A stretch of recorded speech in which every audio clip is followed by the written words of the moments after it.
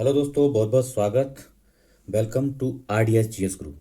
दोस्तों, हमने शुरू कर रखा है विजन आईएएस का जो मंथली मैगजीन आता है ना, उसको शुरू किया है। सितंबर महीने को हम पढ़ रहे हैं, सितंबर को पढ़ रहे हैं। उसी के क्रम में पार्ट 2 हम आज पढ़ेंगे, ठीक है। चलो, तो बिना समय गंवाए शुरू करते हैं विजन आईएएस की मैगजीन को। चलो शुरू करते हैं। तो देखो, सुर्खियों क्या है, भारत चीन संबंध पढ़ेंगे आज हम। कल हम रोके थे यहाँ पे भारत चीन संबंध को, तो आज यहाँ पे शुरू करते हैं। सुर्खियों में क्यों रहा है, भारत के तियानजिन में जो है ना, अभी एससीओ की मीटिंग हुई है। तो उसमें हमारे प्रधानमंत्री जी वहाँ गए थे। तो उस टाइम पे कुछ वहाँ ट्रीटीज या कुछ चीज़ें हुई हैं, तो उन्हीं के बारे में पढ़ेंगे, इसलिए चर्चा में आ गया, ठीक है। चलो, हाल ही में दोनों देशों के बीच विशेष प्रतिनिधि यानी एसआरएस की 24वीं वार्ता हुई है। विशेष प्रतिनिधि की 24वीं वार्ता हुई है, इसलिए ये संबंध जो है ना चर्चा में आ गए हैं। भारत चीन के बीच पुनः एक नई क्या भागीदारी का संकेत हमको मिल रहा है। इससे एक भागीदारी होने का संकेत मिल रहा है। चलो, अब देखते हैं भारत चीन संबंधों के समक्ष चुनौतियां क्या क्या हैं। क्या क्या चुनौतियां हैं दोनों के संबंध, देख लेते हैं। अनसुलझी सीमाएं, 3438 किलोमीटर की सीमा है दोनों देशों के बीच।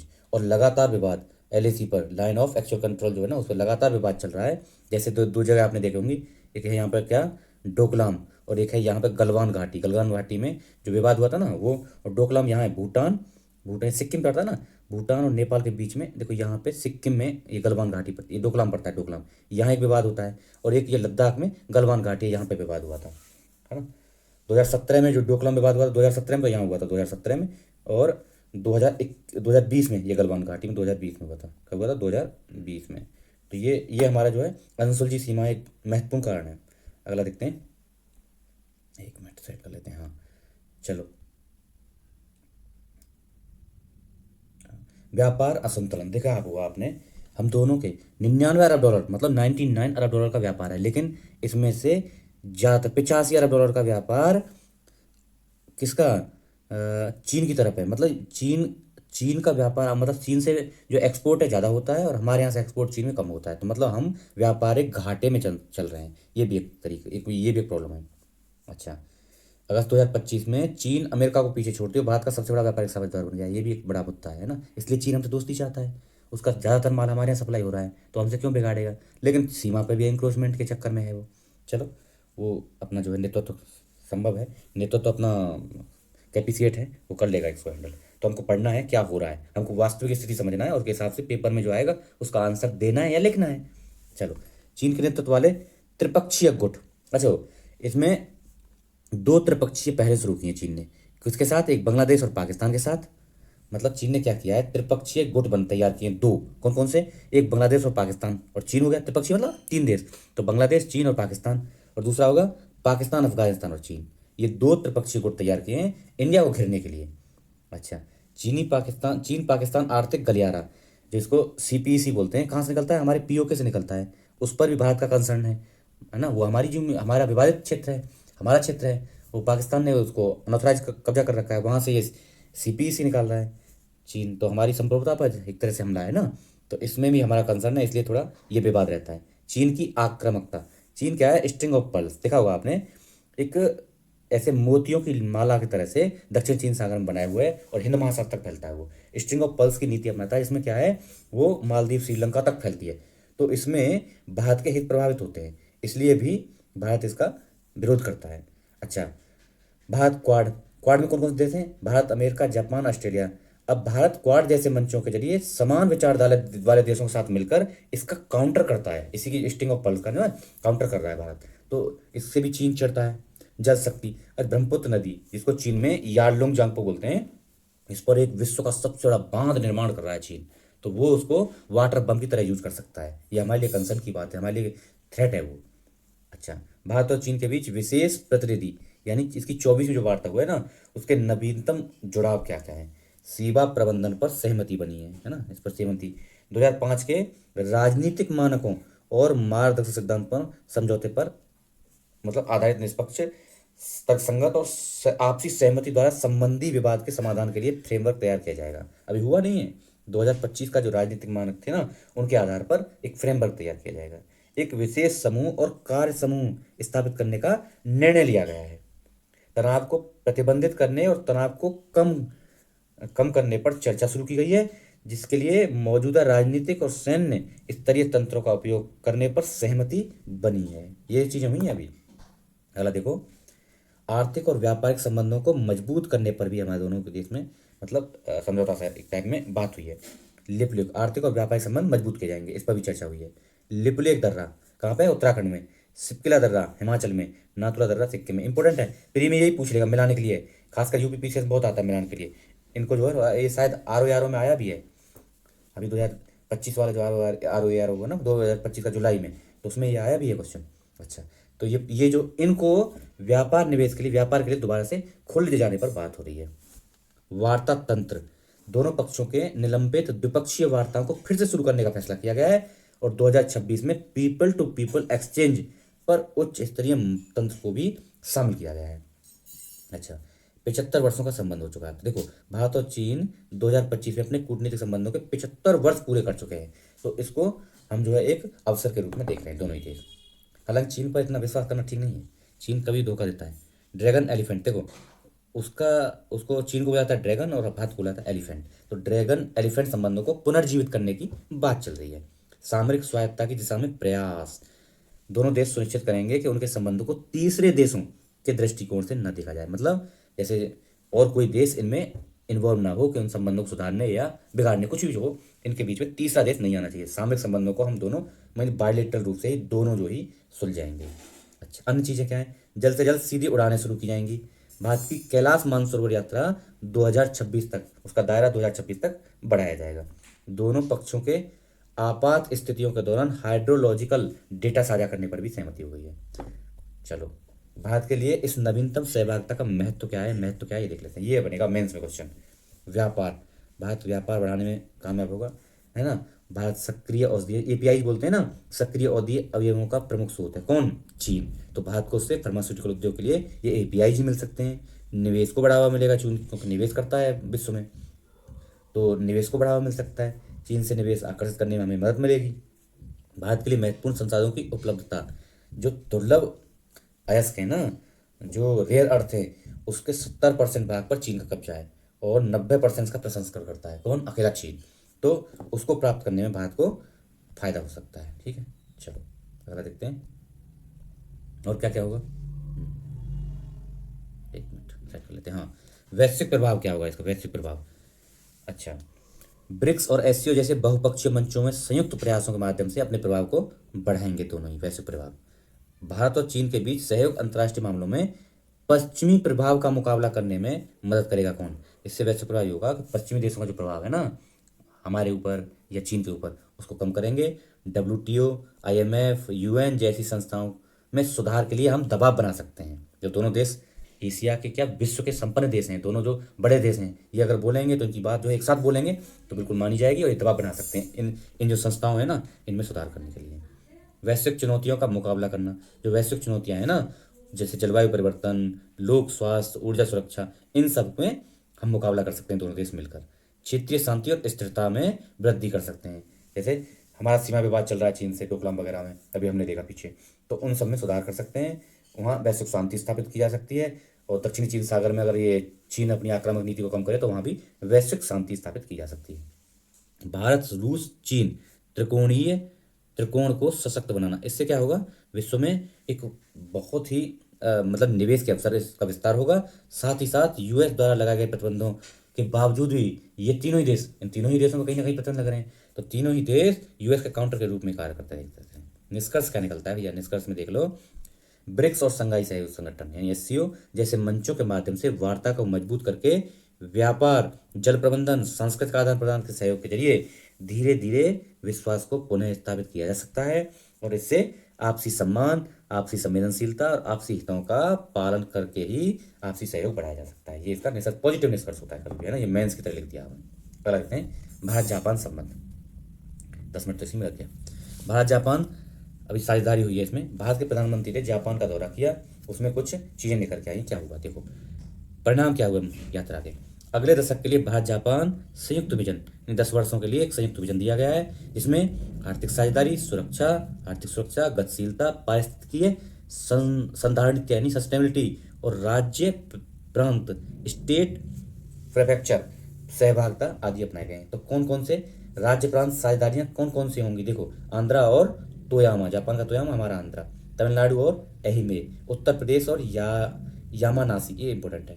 तो ये पूछ सकता है पी में कि यूपी के ने किस जापान किस प्रदेश के साथ सहयोग सहयोग के लिए साझेदारी की है। तो ये यूपी और यामानासी होगा। गुजरात और शिजुओका।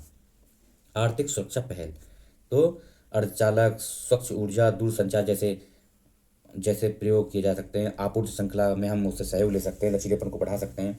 तो ये फायदा होगा आर्थिक सुरक्षा पहल।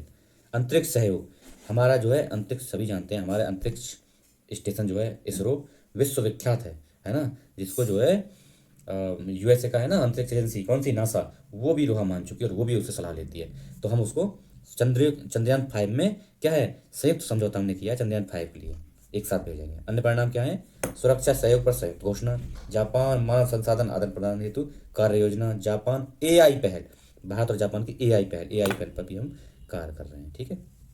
अगला, अगली पीढ़ी के गतिशीलता साझेदारी, रेलवे, विमानन, सड़क आदि पर मिलकर काम करेंगे। मेक इन इंडिया पर केंद्रित होंगे।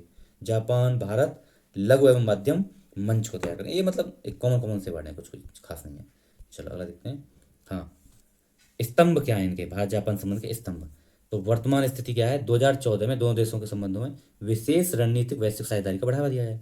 आर्थिक सहयोग में अभी स्थिति क्या है, शेपा 2000 सीईपीए 2011 से प्रभाव में आ गया है। द्विपक्षीय व्यापार, कुल व्यापार हमारा 22.85 बिलियन अमेरिकी डॉलर है, जिसमें 17.69 अमेरिकी बिलियन डॉलर। ये तो इतना जापान तो अमेरिका के पक्ष में है। मतलब हम व्यापारिक घाटे में जापान से भी और यूएस इससे चाइना से भी। भारत के प्राथमिक आयातों में परमाणु रिएक्टर, हम जो क्या आयात करते हैं, परमाणु रिएक्टर, तांबा, विद्युत मशीनरी हम जापान से आयात करते हैं। निर्यात क्या करते हैं, कार्बनिक रसायन, वाहन, परमाणु रिएक्टर, ये हम निर्यात भी करते हैं। भारत जापान औद्योगिक प्रतिस्पर्धा साझेदारी 2021 से भारत की औद्योगिक प्रतिस्पर्धा बढ़ाने के लिए, ये 2021 में की गई, ये जो है ना 2021 में भारत जापान औद्योगिक प्रतिस्पर्धा साझेदारी 2021 में की गई। अच्छा जी, सुरक्षा सहयोग 2025 का सुरक्षा सहयोग संयुक्त घोषणा, मतलब दोनों देशों ने 2025 का सुरक्षा सहयोग पर संयुक्त घोषणा की है। अच्छा, इसी के लिए हम 2+2 वार्ता, है ना, दोनों देशों के रक्षा मंत्री और विदेश मंत्रियों के बीच 2+2 वार्ता करते हैं जापान के साथ। साथ ही जिमैक्स और धर्मगार्जन जैसे युद्ध द्विपक्षीय युद्धाभ्यास करते हैं। साथ ही मालाबार और मिलान और मालाबार में भी ये दोनों देश शामिल होते हैं। बहुपक्षीय है मिलान और मालाबार, इसमें भी दोनों देश शामिल होते हैं। विकास सहयोग क्या क्या करते हैं, Mumbai Ahmedabad high speed rail प्रमुख परियोजना पर दोनों देश मिलकर काम कर रहे हैं, मतलब वो जापान हमको हेल्प कर रहा है। Bharat Japan act east forum, और देखो भारत जापान की एक्ट ईस्ट फोरम और भारत की एक्ट ईस्ट पॉलिसी, जापान के स्वतंत्र और खुले प्रशांत विजन के तहत भारत के पूर्वोत्तर राज्यों के लिए विकास के लिए जापान हेल्प कर रहा है।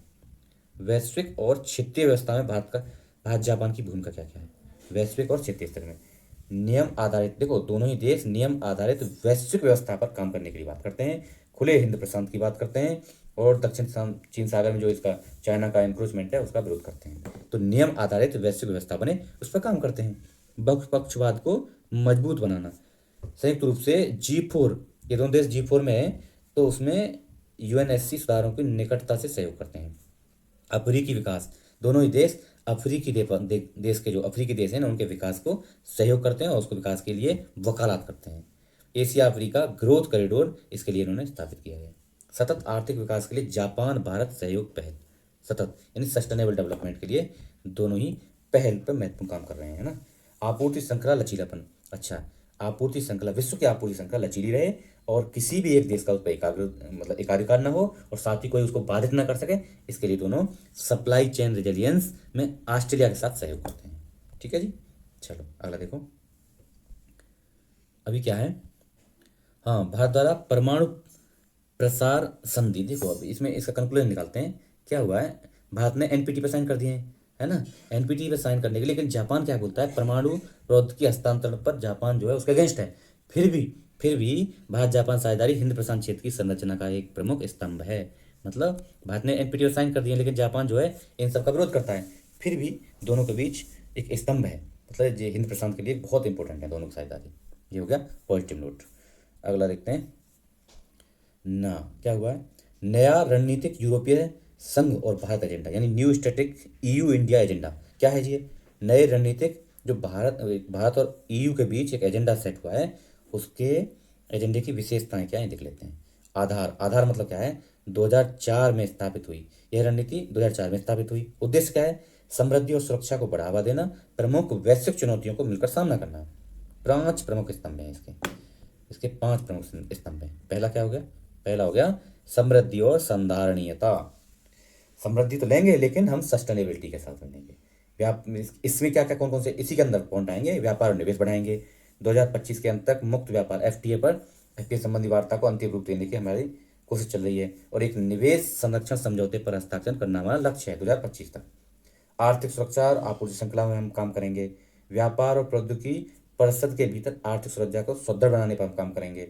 स्वच्छ संक्रमण और लचीलेपन को बढ़ावा देने पर दोनों देश काम करें, मतलब हम जो है ईयू और इंडिया काम करेंगे।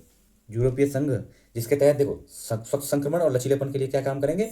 ईयू का 2050 तक नेट कार्बन जीरो प्राप्त करने का है, नेट कार्बन प्राप्त करने का लक्ष्य, और हमारा 2070 तक है। ये दोनों इसी दिशा के कदम है। ठीक है। अगला दूसरा क्या है? प्रौद्योगिकी और नवाचार में क्या काम करेंगे? प्रौद्योगिकी और नवाचार में काम करेंगे। इसमें महत्वपूर्ण उभरती प्रौद्योगिकी का हम समर्थन करेंगे, जैसे यूरोपीय संघ और भारत नवाचार केंद्र स्थापित किए जाएंगे। अनुकूल डिजिटल परिवेश को उत्पन्न करना, डिजिटल परिवेश यानी डिजिटल सार्वजनिक अवसंरचना डीपीआई पर सहयोग दोनों के लिए दोनों करेंगे। तीसरा है सुरक्षा और रक्षा पर क्या काम करेंगे? 5 है ना, तो तीसरा है सुरक्षा और रक्षा पे।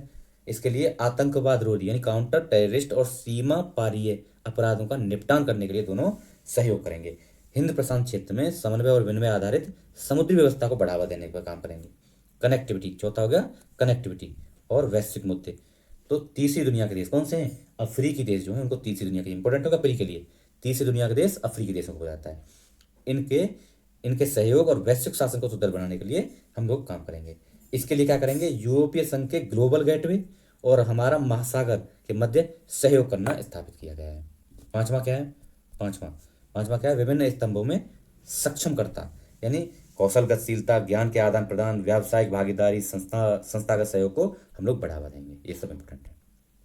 अगला देख लेते हैं भारत और इजराइल के बीच संबंध, है ना। वैश्विक संबंध की बात चलिए, भारत और इजराइल के बीच क्या क्या संबंध देख लेते हैं। चलो, हाँ जी, एक मिनट। इजराइल भारत के साथ द्विपक्षीय निवेश संधि यानी बीआईटी बायलेटरल टीटी पर हस्ताक्षर करने वाला पहला आर्थिक सहयोग और विकास संगठन देश बना था। भारत और इजराइल के बीच 1996 में ये बायलेटरल टीटी जो हुई थी, द्विपक्षीय निवेश संधि, bilateral investment treaty BIT, bilateral investment treaty 1996 में की गई थी और 2017 में ही इसको समाप्त कर दिया गया। ये तो हो गया बैकग्राउंड।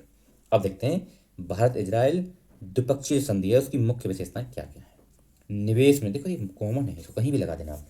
निवेश में बढ़ोतरी, दोनों 800 बिलियन अमेरिकी डॉलर तक निवेश को पहुंचाएंगे। निवेशकों की सुरक्षा, तो निवेश तो होगी वृद्धि, लेकिन जो निवेश करेंगे उनकी सुरक्षा पर भी दोनों देश मिलकर काम करेंगे। न्यूनतम मानक गारंटी निर्धारित की जाएगी। विवाद निपटान, जो विवाद होंगे ना, अंतर्राष्ट्रीय विवाद होंगे, जो निवेशक होंगे, जो विवाद या भारत सरकार के विवाद, उनको लचीलेपन और मध्यस्थता के जरिए सुलझाया जाएगा। भारत इजराइल के बीच बढ़ता सहयोग, इसमें क्या क्या क्या क्या सहयोग बढ़ रहा है? आर्थिक सहयोग बढ़ रहा है। 2023-24 में दोनों देशों के बीच 6.53 बिलियन अमेरिकी डॉलर का व्यापार रहा है आर्थिक सहयोग में। क्षेत्रीय सहयोग में क्या बढ़ रहा है? ITU2 के सदस्य हैं दोनों। ITU2 क्या है? इंडिया, इजराइल और यूएई और यूएसए, इसमें दोनों देश शामिल हैं। तो ये हो गया क्षेत्रीय सहयोग। नवाचार और विज्ञान प्रौद्योगिकी में क्या बढ़ रहा है? 2023-27 तक 5 वर्ष के लिए भारत इजराइल प्रौद्योगिकी अनुसंधान और विकास तकनीकी नवाचार निधि बनाई गई है। ठीक है, ये नवाचार पर काम हो रहा है। रक्षा और सहयोग पर क्या काम हो रहा है दोनों के बीच? बराक 8 मिसाइल प्रणाली को विकसित किया जा रहा है। हाइफा बंदरगाह का नियमित पोर्ट कॉल के रूप में प्रयोग किया जाता है, हाइफा बंदरगाह इजराइल का। तो ये हो गया रक्षा सहयोग। अन्य क्षेत्र में भाई सांस्कृतिक आदान प्रदान, कार्यक्रम और स्वास्थ्य, चिकित्सा क्षेत्र, कृषि, जल संसाधन, इन सब पे भी मिलकर काम करेंगे। अब देखो द्विपक्षीय निवेश संधि जो बायलेटरल इन्वेस्टमेंट ट्रीटी है, इसके बारे में थोड़ा सा जानकारी कर लेते हैं। ये बीआईटी एक पारस्परिक कानूनी समझौता है जिसे दो संप्रभु देशों के बीच संपर्क किया जाता है। दो संप्रभु देश, जो इंडिपेंडेंट देश होंगे ना, जो किसी के परतंत्र नहीं होंगे, वो देश इसको कर सकते हैं। उद्देश्य क्या है? एक दूसरे के क्षेत्रों में निवेशकों द्वारा किए गए निवेश को बढ़ावा देना और उनकी निवेश को बढ़ावा देना और निवेशकों की सुरक्षा को भी ध्यान में रखना। ये हो गया अंतर्राष्ट्रीय कानून। बीआईटी अंतर्राष्ट्रीय कानून के एक भाग के रूप में कार्य करता है। अंतर्राष्ट्रीय न्यायालय यानी आईसीजे और के कानून की धारा 38(1)(a) के अंतर्गत ये काम करता है। ठीक है, इसका ये कानून प्रावधान है। भारत का मॉडल बीआईटी मॉडल, भारत का मॉडल क्या है? भारत ने 2015 में अपना नया बीआईटी टेक्स्ट अपनाया था, जिसने जिसने 1993 के भारतीय मॉडल की जगह ली थी। तो अब 2015 वाला भारत अपना रहा है। ठीक है जी, बीआईटी मॉडल।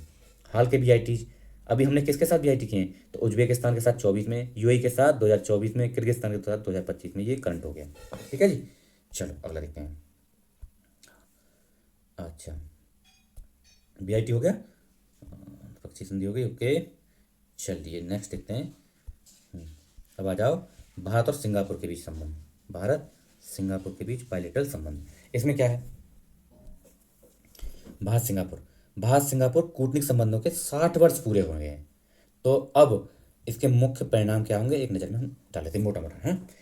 व्यापार रणनीतिक साझेदारी के लिए दूरदर्शी और ठोस रोड मैप अपनाया गया है अभी भारत और किसके, जिसका उद्देश्य क्या है? 8 महत्वपूर्ण क्षेत्रों में सहयोग को मजबूत करना। कौन से? आर्थिक सहयोग में CECA यानी सैसा बोलते हैं ना, कि तीसरी समीक्षा शुरुआत करने के लिए वार्ता जारी रखेंगे तो आगे आगे बढ़ेंगे, इसमें आगे बढ़ेंगे। साथ ही 2025 में आसियान भारत वस्तु व्यापार समझौते की गहन समीक्षा पूर्ण करेंगे। भारत ने सेमीकंडक्टर, देखो अभी हमको सिंगापुर सेमीकंडक्टर बनाने में सहयोग कर रहा है, तो भारत के सेमीकंडक्टर उद्योग को समर्थन और भारत सिंगापुर पूंजी व्यापार कनेक्टिविटी को बढ़ावा देने पर काम हुआ है। अंतरिक्ष में क्या होगा जी? भारतीय राष्ट्रीय अंतरिक्ष संवर्धन एवं प्राधिकरण केंद्र यानी इनस्पेस और अंतरिक्ष प्रौद्योगिकी एवं उद्योग कार्यालय सिंगापुर, भारत का इनस्पेस और सिंगापुर का अंतरिक्ष प्रौद्योगिकी एवं उद्योग कार्यालय के बीच संयुक्त सहयोग को बढ़ावा देने के लिए ये सहयोग हुआ है। रक्षा और सुरक्षा सहयोग क्या हुआ है? क्वांटम कंप्यूटिंग, AI, ऑटोमेशन, मानव रहित पोत जैसे उभरते क्षेत्रों में दोनों के बीच सहयोग किया जाएगा। सीमा पार आतंकवाद के वित्त पोषण, इन सब के लिए मजबूत प्रतिबद्धता की पुष्टि की गई है।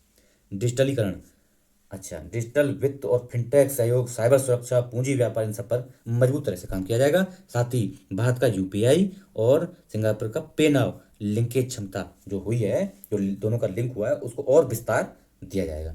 कौशल विकास का क्या काम किया जाएगा? कौशल विकास में चेन्नई तमिलनाडु में उन्नत निर्माण के लिए राष्ट्रीय उत्कृष्टता के नेशनल सेंटर फॉर एक्सीलेंट संयुक्त रूप से सिंगापुर इंडिया विकसित कर रहे हैं। संधारणीयता मतलब सस्टेनेबिलिटी के तहत काम किया जाएगा। ये समझ लो नॉर्मल है, मतलब दूसरा अब ये सब करेंगे, लेकिन सस्टेनेबिलिटी संधारणीयता का भी ध्यान रखा है। कहीं भी डाल सकते हैं इसको, सस्टेनेबिलिटी को। कनेक्टिविटी, सिंगापुर पत्तन और भारत के पत्तनों के बीच भारत सिंगापुर ग्रीन एवं डिजिटल शिपिंग कॉरिडोर की स्थापना का समर्थन किया गया है। भारत और सिंगापुर के बीच पत्तनों के तहत कनेक्टिविटी बढ़ाई जाएगी। साथ ही स्वास्थ्य देखभाल, सेवा और चिकित्सा में भी दोनों देश सहयोग करेंगे और लोगों के बीच जुड़ाव और सांस्कृतिक आदान प्रदान पर भी काम करेंगे। ठीक है, अब देखो पाकिस्तान, अब देखो ये इंपॉर्टेंट न्यूज है। पाकिस्तान और सऊदी अरब के बीच सामरिक रक्षा समझौता हुआ है। अब इसमें हमारे लिए कंसर्न है। इसमें क्या कहा गया है? सबसे खतरनाक चीज़ ये है, इसमें कहा गया है जैसे उसमें है ना यूरोपीय संघ का, कि भाई दोनों देशों के किसी भी देश के खिलाफ किसी भी आक्रमण के दोनों देश विरुद्ध आक्रमण आ जाएगा। मतलब ये बोलते हैं कि मतलब कोई देश के खिलाफ अगर कोई दूसरा देश आक्रमण करता है तो वो दोनों देशों पर आक्रमण किया जाएगा और दोनों उसको साथ मिलकर काउंटर करेंगे। इस समझौते के प्रभाव क्या होंगे भैया? परमाणु युद्ध। अब देखो पाकिस्तान इसको सऊदी अरब को परमाणु तकनीकी देगा, जिससे क्या है, जो परमाणु अप्रसार की जो संधि थी ना, जो अप्रसार मतलब परमाणु प्रसार को रोकने के लिए जो काम किए जाते हैं, वो उन पर नेगेटिव असर पड़ेगा। अच्छा, सत्ता के समीकरण में बदलाव। इसमें क्या होगा? सऊदी अरब के लिए ईरान, यमन, हूती विद्रोहियों, इजराइल से संबंधित खतरों की सुरक्षा को मजबूत करता है ये प्रभाव है। चलो नेक्स्ट देखो और क्या होगा। संयुक्त राज्य अमेरिका की पारंपरिक भूमिका को ये कम करता है। इसमें यूएसए के लिए भी कंसर्न है ना, यूएसए की भूमिका को भी कम करता है। चलो, इससे क्षेत्र में उत्पन्न राजनीतिक शून्य का फायदा चीन उठा सकता है। अब जैसे ये यूएसए सहायता नहीं लेंगे क्योंकि सऊदी अरब की बनती नहीं उधर से, तो जो इस क्षेत्र में राजनीतिक शून्यता हो जाएगी उसका चीन फायदा उठा सकता है, क्योंकि चीन और पाकिस्तान की नज़दीकी है। तो इससे हमारे लिए भी प्रॉब्लम है और चीन के लिए, इसके यूएसए के लिए भी प्रॉब्लम है। भारत के लिए निहितार्थ क्या होंगे भैया, देख लेते हैं। भारत सीमा पार आतंकवाद के खिलाफ भारत की जवाबी कार्रवाई के आलोक में पाकिस्तान इस समझौते को भविष्य में भारत के साथ सैन्य टकराव के रूप में यूज कर सकता है। भारत सऊदी अरब संबंध। अब देखो, सऊदी अरब से हमारे हालांकि अच्छे संबंध हैं, लेकिन पाकिस्तान से तो दुश्मनी है हमारी। दोनों देशों के मध्य रणनीतिक साझेदारी 2010 में रियाद घोषणा के माध्यम से शुरू हुई थी। आर्थिक संबंध में क्या है हमारे, तो भाई सऊदी अरब भारत का दूसरा सबसे बड़ा व्यापारिक साझेदार है, और सऊदी अरब भारत का पांचवा सबसे बड़ा व्यापारिक साझेदार है। मतलब देखो, सऊदी अरब का भारत भारत सऊदी अरब का दूसरा सबसे बड़ा व्यापारिक साझेदार है, और इंडिया का सऊदी अरब पांचवा व्यापारिक साझेदार है। ये आर्थिक संबंध है। दोनों देशों के बीच 42.98 बिलियन डॉलर का 2023 में व्यापार हुआ। भारत निवल आयातक है, यानी हम जो है सरप्लस निर्यातक हैं, हम ज़्यादा निर्यात करते हैं सऊदी अरब को। अब ये प्रभावित हो सकता है इससे। 2024 में भारत में आने वाले कुल कुल जो रेमिटेंस होता है ना, उसमें 6.7% सऊदी अरब से ही आया था भैया। बहुत रेमिटेंस भी आता है हमारा। ऊर्जा साझेदारी में क्या है, सऊदी अरब भारत का तीसरा सबसे बड़ा तेल आपूर्ति करता। हम जो तीसरा जो देश है जहाँ से सबसे ज़्यादा तेल लेते हैं। अब देखो अगला टॉपिक है, अनेक देशों ने फिलीपींस राज्य के रूप में मान्यता दे दी। फिलीपींस को मान्यता दे दी है। इसके निहितार्थ क्या है, क्या मतलब है, इसका देखते हैं। यूके, कनाडा, पुर्तगाल, ऑस्ट्रेलिया, इन 4 पश्चिमी देशों ने अब संयुक्त राष्ट्र के 140 के इन 4 देशों ने अभी इसको फिलीपींस को मान्यता दी है। इससे यूएन के 140 से अधिक देश हो गए जिन्होंने फिलीपींस को मान्यता दे दी है। भारत ने, अब ये इंपॉर्टेंट है, भारत ने 1988 में ही फिलीपींस को मान्यता दे दी थी, 1988 में। हाल ही में भारत ने संयुक्त राष्ट्र महासभा यूएनजीए में न्यूयॉर्क घोषणा पत्र के पक्ष में मतदान किया। अब ये है क्या घोषणा पत्र, यह घोषणा पत्र फिलिस्तीन इजराइल विवाद के शांतिपूर्ण समाधान और द्विराष्ट्र सिद्धांत यानी द्विराष्ट्र समाधान पर कार्य करता है। देखो ये क्या है, न्यूयॉर्क घोषणा पत्र के समर्थन में हम लोग, तो वो क्या है, द्विराष्ट्र समर्थन, इनको फिलीपींस को सॉरी हाँ, फिलिस्तीन को और इजराइल को दो राष्ट्र माना जाए और इनको दो राष्ट्र की तरह ही इनका विवाद निपटान किया जाए, हम इसको समर्थन करते हैं। राष्ट्र के अधिकारों और कर्तव्यों, देखो राज्य की मान्यता मिलने से क्या हो जाएगा, राष्ट्र के अधिकारों और कर्तव्यों पर 1993 के मोंटेविडियो अभिसमय का एक अनुच्छेद है, अनुच्छेद 1 राष्ट्र का दर्जा प्राप्त करने के मानदंडों को निर्धारित करने का है। देखो कैसे मान्यता मिलती है, तो ये 1993 का मोंटेविडियो अभिसमय कन्वेंशन है, उसका अनुच्छेद 1 किसी राष्ट्र के लिए मानदंड निर्धारित करता है, उसको कब मान्यता दी जा सकती है। क्या है इसमें, स्थायी जनसंख्या हो, निश्चित भूक्षेत्र हो, सरकार हो, अन्य राष्ट्रों के संबंध स्थापित करने की उसकी क्षमता हो, ये 4 चीज देखी जाएंगी। ठीक है, सरकार वाला ये है, बस इसमें एक चीज हटा दी है। राष्ट्र की मान्यता के प्रभाव क्या हो जाएंगे, वह अन्य राष्ट्रों के साथ राजनयिक संबंध स्थापित कर सकता है, अन्य राष्ट्रों के साथ संधियां कर सकता है, अंतर्राष्ट्रीय स्तर पर राष्ट्र के अधिकार और विशेषाधिकार मिल सकते हैं उसको, यूएनओ का सदस्य बन सकता है। फिलिस्तीन वर्तमान में संयुक्त राष्ट्र का स्थायी पर्यवेक्षक राष्ट्र है। इंपॉर्टेंट है प्री के लिए, ये प्री के लिए इंपॉर्टेंट हो जाएगा। यह स्थायी पर्यवेक्षक राष्ट्र है, ना कि पूर्ण देश। अब ये लिख सकता है कि फिलीपींस संयुक्त राष्ट्र का पूर्ण राष्ट्र है, नहीं है, पर्यवेक्षक है।